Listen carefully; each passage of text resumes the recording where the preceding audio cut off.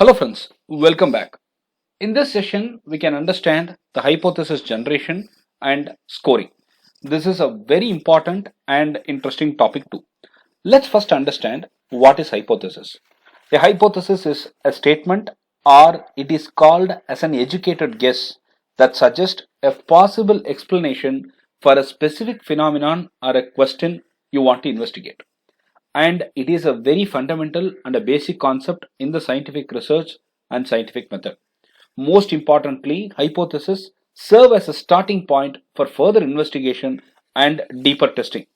Hypotheses are formulated to propose and to understand potential relationship between the variables.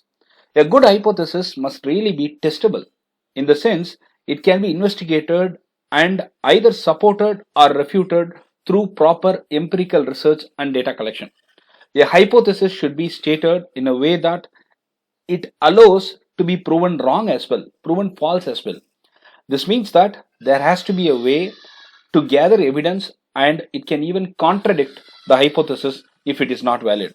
Most importantly, the hypothesis should be very clear, concise, and it should specify the variables involved and the expected outcome of the research that is being carried out. Let's take an example. We are going to take a plant and we are going to understand the effect of new fertilizer on the plant growth. Hypothesis can be of two types here.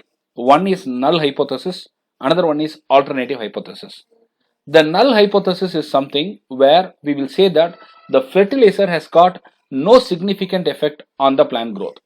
Alternative hypothesis will go ahead and convey that the fertilizer has significantly increased the plant growth. This is called alternative hypothesis. Now, we need to also understand the cycle of hypothesis generation and the scoring. It's a very important thing that we need to understand. We need to go ahead and understand the flow, the cycle. The plural term here we use indicates that the cognitive systems can generate multiple hypotheses based on the state of the data in the corpus at a given time. That is the beauty of the cognitive systems. Cognitive systems will never say one result is right. So it can generate multiple hypotheses. In general, all these can be evaluated and scored in parallel. We have presented a picture right in the right hand side, and that gives you a clear idea of the continuous machine learning process. We are creating a problem statement. We get into the similar problems which are already solved. We are generating the hypothesis. Identifying evidence in the corpus is the next step.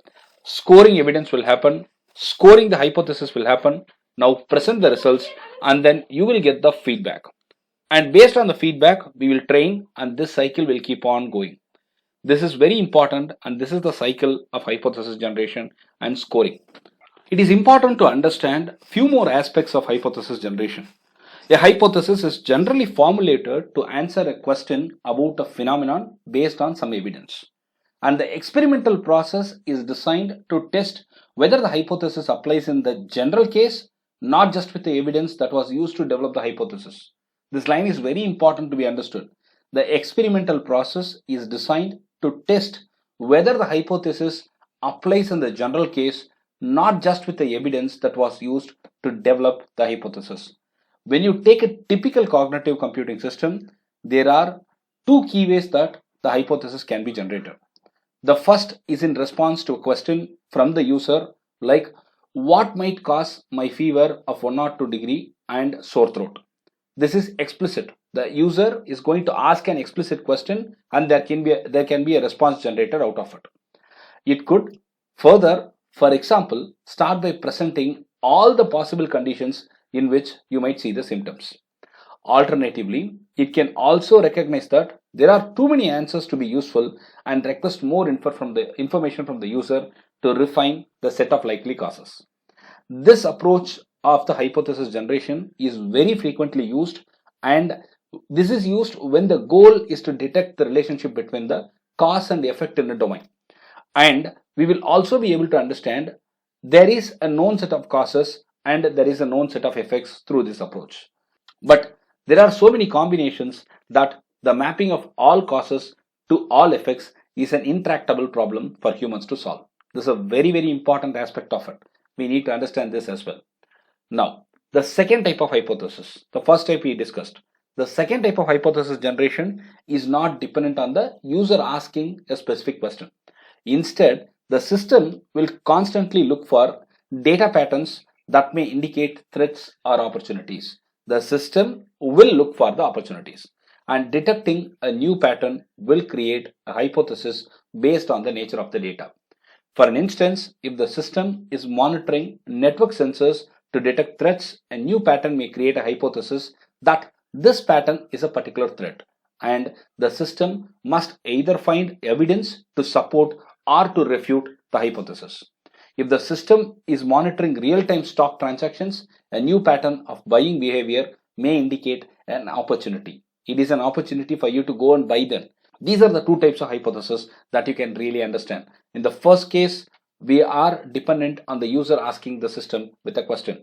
Second type, the system constantly looks for the patterns and that can understand, and it will come back with a hypothesis. That's very, very important. So both the types have got their own applications, and you need to identify which one is going to be suitable for you. Hypothesis scoring is equally important, and we will understand that right now. We have been seeing that the cognitive computing systems build a corpus of relevant data for a problem domain. I have taught you already what is corpus. I have taught you the guidelines to construct the corpus. All this I have done. And we have seen as well how the cognitive computing systems build a corpus. Also, in response to a user question or change in data, the system will generate one or more hypotheses to answer the user question or to explain a new data pattern. I have explained this some time back. One, it can generate the hypothesis based on the user question, or it can generate the hypothesis based on change in data. The next step is to generally to evaluate and score this hypothesis based on the evidence in the corpus. I've got a hypothesis. Now what happens? I need to score it. How do I score it? Very simple. I need evidence. Where is the evidence available? It's collected in the corpus. So based on the evidence in the corpus, I will evaluate and I will score.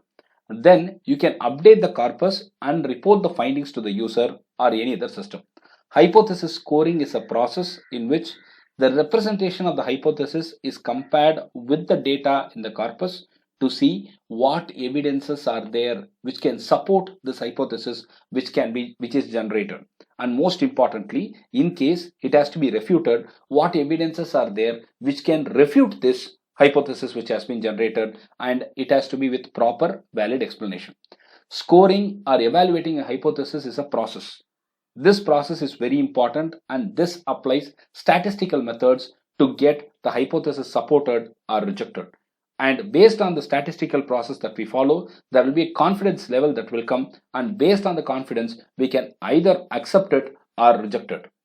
The actual weights which are assigned to each piece of supporting evidence can be adjusted based on experience with the system and feedback during the training and during the operational phase.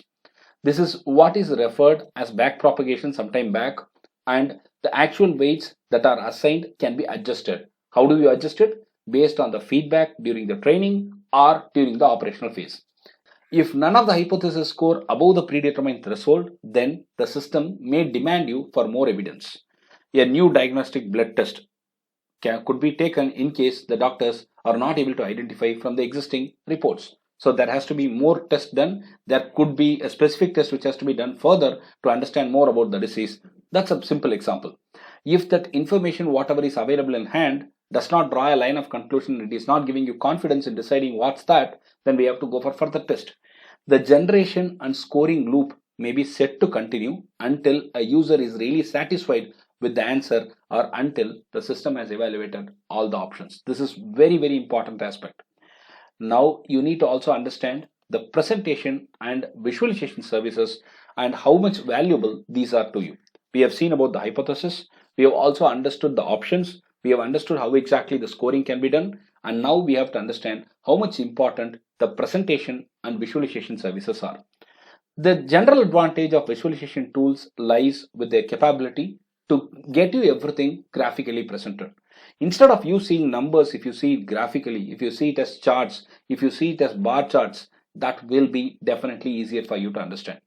There are multiple options available right now in the market with the tools. Through the tools, you can really get the data visualized in a better way.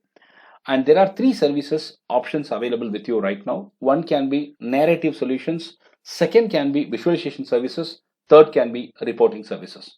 Narrative solutions use natural language generation techniques to tell a story about the data or summarize findings in the natural language. This is appropriate for reporting findings or explanations about the evidence used to arrive at a specific conclusion. Now next comes visualization for services. This present data in non-text format. It can be like graphics. It can range from the very simple chart and graphs to multidimensional representations which can clearly present you the relationship between the data. The images selected from the data to be presented or generated from an underlying representation can be used here, and that can be more visually appealing for you. Even the gestures or animation of data can be presented.